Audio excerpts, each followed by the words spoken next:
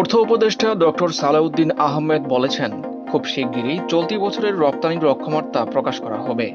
বাজারে ৫, ১০ ও ২০ টাকার কাগজের নোটের অবস্থা খুব নাজুক, এটা দ্রুত পরিবর্তনের ব্যবস্থা করতে হবে।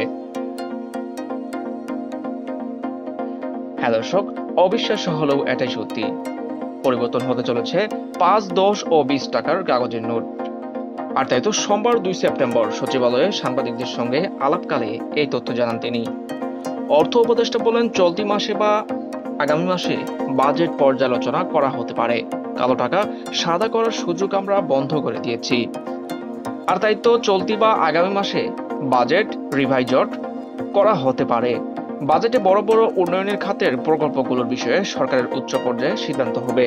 এছাড়া দেশের মানুষকে মুদ্রা যত্ন রেখে ব্যবহার করারও পরামর্শ দিয়েছেন অন্তর্বর্তীকালীন সরকারের উপদেষ্টা।